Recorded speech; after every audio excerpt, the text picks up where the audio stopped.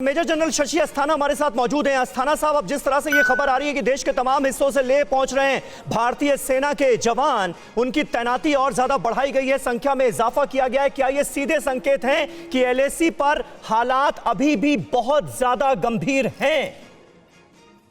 देखिए, एलएसी के ऊपर हालात तो गंभीर हैं, लेकिन भारत की सेना की तैयारी पूरी है, जैसे मेरे को पैनलिस्ट ने अभी बताया। जी, अभी मैं आपको इसी में आपके दर्शकों को आपके माध्यम से बताना चाहूंगा।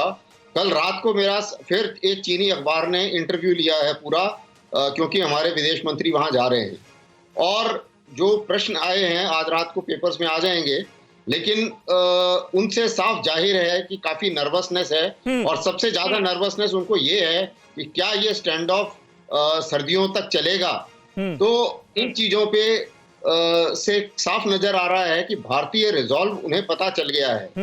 उनकी पॉलिटिकल लीडरशिप को, उनकी मिलिट्री लीडरशिप को ये पूरा अंदाजा हो गया है।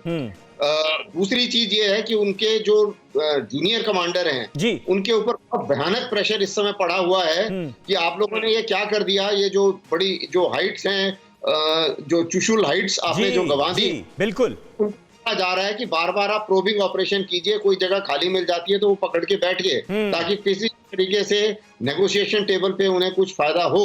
लेकिन ये जो ऑपरेशन ये लोग कर रहे हैं प्रोबिंग ऑपरेशंस में, और ये भी जैसे अभी चतुर्वेदी साहब ने बताया कि इस प्रोबिंग ऑपरेशन में एक इनको ये भी थोड़ा सा हिदायत है कि भाई किसी तरीके से आप हिंदुस्तान को एग्रेसर घोषित करने की तरफ कुछ कदम उठाएं। बिल्कुल आप सही बात कर रहे हैं अस्थाना साहब। और इस वक्त जब हम एलएसी के हालात का जिक्र कर रहे हैं, देखिए एलएसी से हमारे संवाददाता अभिषेक उपाध्याय इस वक्त हमारे साथ फिर जुड़ चुके हैं। अभिषेक, आप ग्राउंड जीरो पर मौजूद हैं, वहां के ताजा हालात से हमें वाकिफ कराइए। इस वक्त पैंगोंग त्सो के दक्षिणी इलाके में और साथ ही साथ उत्तरी इलाके में जहां पर चीन की बढ़त है, दक्षिणी हिस्से में हिंदुस्तान की बढ़त है, ये सारी बातें अब समझ में आ रही हैं लोगों को, लेकिन वास्तविक स्थिति इस वक्त की क्या है, जरा बताएं।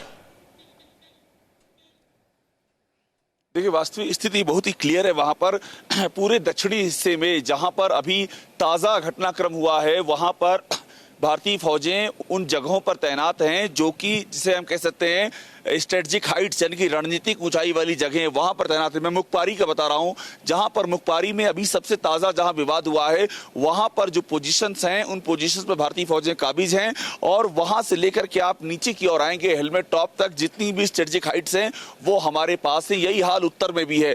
उत्तर में फिंगर 3 से 4 का जो इलाका है, वहां पर भी भारतीय फौजों ने अपनी पोजीशन ली हुई। जो रिज लाइन, सबसे इंपॉर्टेंट बात यह है कि यहां पर जो रिज लाइन है, यानी कि ऊंचाई की जगह है, वो रिपोजिशनिंग करके भारतीय फौजों ने ले रखी है। बड़ी बात यह है कि लद्दाख के अलावा चीन अब क्या कर रहा है कि लद्दाख के अलावा दूसरी जगहों पर कोशिश कर रहा है, जैसे कि तंजुमला है उत्तराखंड में। तंजुमला से खबरें आ रही हैं कि वहां पर घुसपैठ की कोशिश चल रही है।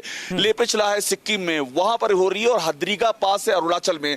ऐसी जगहों पर नए फ्रंट खोलने की कोशिश कर रहा है चीन। तो लद्दाख में अब कोई एंट्री पॉइंट बचा नहीं है उसके पास। तो अब सीधा सा जो तरीका दिखाई पड़ रहा है वो दूसरे फ्रंट खोल करके, और जब अगली बातचीत होगी उसमें इसको बार्गेन करने की उसकी टैक्टिक्स है पूरी।